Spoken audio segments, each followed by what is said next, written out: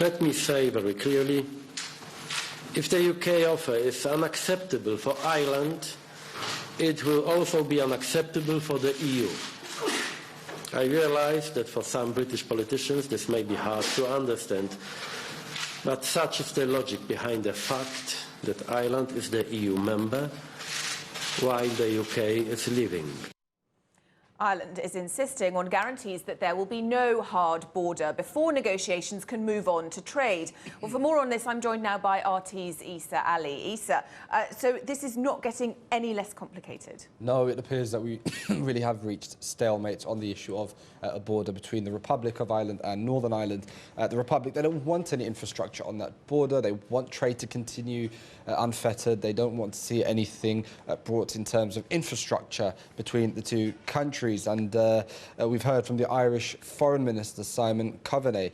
He's saying that Ireland won't allow talks to move on to the next stage, phase 2, unless this issue is sorted out first.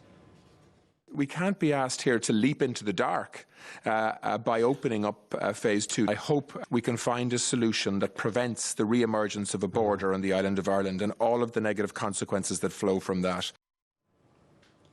The Irish Prime Minister, Leo Varadkar, he was meeting with the European Council President Donald Tusk, as we saw just there.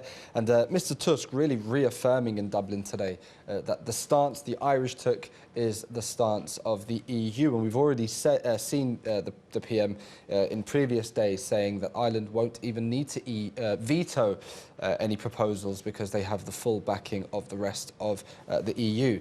Now, meanwhile, the UK government, they released their policy papers over the past few weeks and months, and they said in their policy paper on Northern Ireland there wouldn't be a return to any hard border.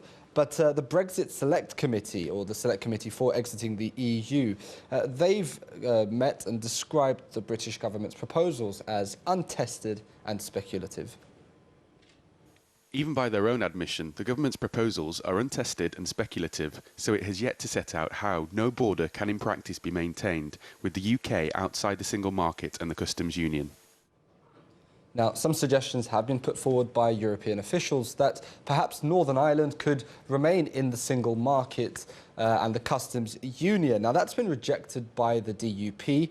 They say that it would jeopardise their confidence and supply deal that they have with Theresa May. That brings her whole government into doubt and makes it unstable. And it really is interesting because it comes as Nicola Sturgeon, the Scottish First Minister, is reported to be getting ready to publish a new document that would show how Scotland could remain in the single market. So we have a situation where possibly special procedures are being set up for Northern Ireland, and they don't want them, or the DUP doesn't want them, and yet in Scotland, Scotland's been calling out to have special treatment and to be allowed to stay. And thus far, it doesn't look like the British government will allow that to happen. Yeah, everyone wants special treatment. All right, Issa, thank you very much.